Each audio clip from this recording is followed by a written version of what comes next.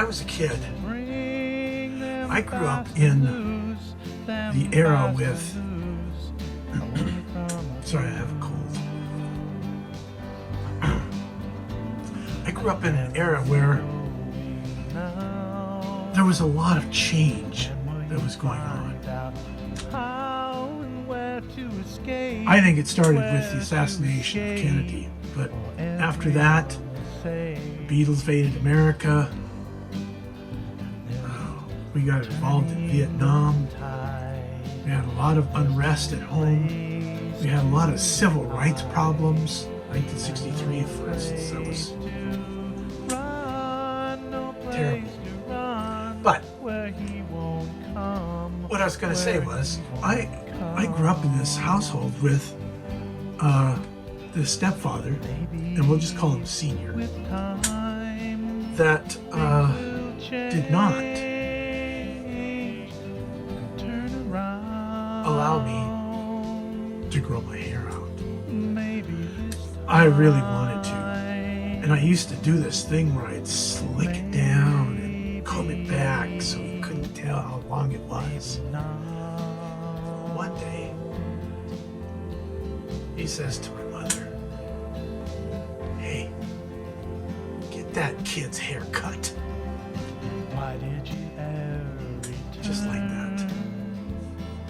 Why couldn't you just Next day, I said that the night before. Next day, after my mother got done driving the bus route that she drove the school bus for Glendora High School.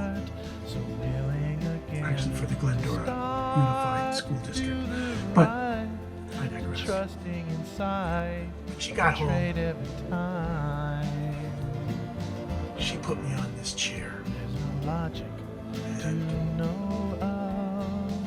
she proceeded to cut all my hair off. She was trying to be nice. I knew she was trying to be nice. But every piece of hair that hit that floor angered me a little bit more and a little bit more, because I knew it was going to put me in a great disadvantage at school, because that was the age of the Beatles and the long hair and the hippies, and well, my mother finished cutting my hair, and she smiled and said, "Here, let me show you what it looks like." And she showed me this mirror. She says, "Don't you think that looks nice?" Now, I want you to try and understand the context of what the next thing that's happening is. I never, ever spoke back to my mother. Whatever she said, it was what I did. I never questioned things. I mean, I questioned things, but not on a level where, I was confrontational. No, I respected my mother way too much for that, and I knew what she was going through with this. Well, here's what I did. I said, "No." And then my mother slapped my face. Oh. Even now, can I just tell you, it wasn't the pain of the slap. It was the knowing that I had hurt my mother. She had no choice but to cut my hair. Senior said, "Get that boy's hair cut." And that was it. I said I was sorry, but the hurt in her face, that it was like, "Don't you understand? I have no choice but to do this." And then it was also, "I thought you understood what was going on." That was the look I got. But his own stubborn way. Of course, I never did that again. I never questioned my mother or got in her face. I've carried that with me for years. And one other time, this was when I left JW Electronics. Well, I didn't leave it. They pretty much let me go because the business dissolved, went out of business. And there's more stories to that too, but I'm not going to go into that right now. Right after I left there, I went back to school and I decided I was going to get a degree in computer sciences, and which was up and coming in 1990. I mean, it was before all of this revolution of all this stuff. Most places still had 8088s, but I digress.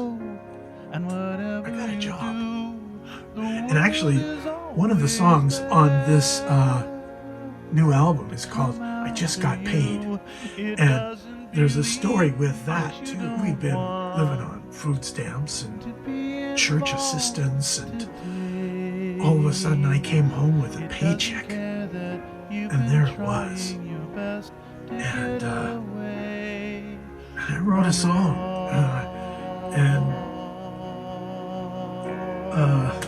it to this day is Diane's favorite song because she knows of the feelings that are in that song.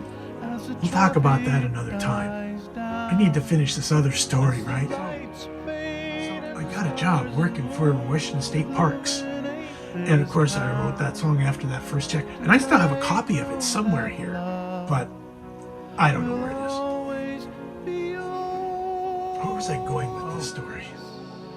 First time in my life, I got to grow my hair out. Wow, that's kind of cool. A little bit. Now, at the Parks Department. Then when I got to the college, after I got my job at the Washington State, South Puget Sound Community College, it was the first time I got to actually let my hair grow out. Because who cares? As long as you're doing your job. I mean, in some of these other places, they cared because I'm not supposed to have long hair, not supposed to be unkempt. Some places, I couldn't have a beard. I just squeaked by with the mustache at the hotel because, at Concord Hotel, because, they were kind of changing policies and things were looking like that was kind of the hip thing to do, and all the entertainers that were coming there were doing that, so they let me keep my mustache. I don't think I had a beard. I just had the mustache, no beard. Beard came on in year 2001 when Meredith went on a mission. Meredith went on a mission. I just thought, hey, I think I'm going to grow a beard. That's another story too. Brother Irvine and Scruffy and stuff. But so I grew my hair out, and it got pretty long. And then my mother got sick. This is in '96. She got sick, and she lived in Miami, Florida. So I flew out there, and I was joined by all my brothers and sisters because it was a serious thing. So my mother's there, and she says, you'd look a lot nicer if you cut your hair.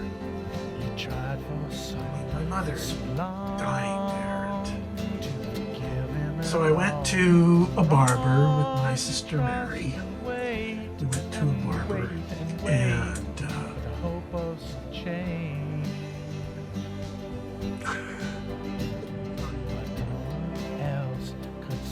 so my sister Mary drove me over to, maybe I drove her. But anyways, we ended up going to a barber. First one I could find. It was a Cuban barber, and he didn't speak very much English. But I conveyed to him that my mother wanted me to get my hair cut. And so that's what I was there for. And I said, but before you cut my hair, here's what I want you to do. I want you to take this rubber band right here, and I want you to put it right about here, and then cut right above that rubber band. And that's what again. And that was my first claim to fame. Look, I shouldn't be doing that. It's coming apart. Anyways, the reason I'm telling you this is because I had somebody say, "Hey, did you cut your hair again?" And I said, "No, I didn't cut my hair again. It's right here." And she said, "But I was watching one of your podcasts, and all of a sudden your hair was gone." In fact, that was my niece, Amber, that pointed that out. And I said, "No, sometimes I come there and Diane has my hair braided, and so sometimes you'll notice that maybe, and sometimes I just put it back with this rubber band to keep it out of my face. But sometimes, especially in these broadcasts, because I just kind of wanted to let my hair out, let my hair down. I gotta put it up when I'm in the kitchen doing food, and I gotta put it up when I'm doing work because it gets in the way. But right now, I'm feeling good about where it's at, and I think for the most part, we're gonna go into part 2 of this broadcast. So hold on. So let's finish this story here. I got my hair cut. I went back to the hospital with Mary and came into the room that she was in and sat on her bed next to her.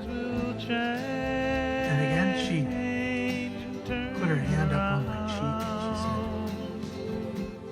said, "That looks really nice, Skipper." That second time that my mother touched my cheek and said my hair looked really nice.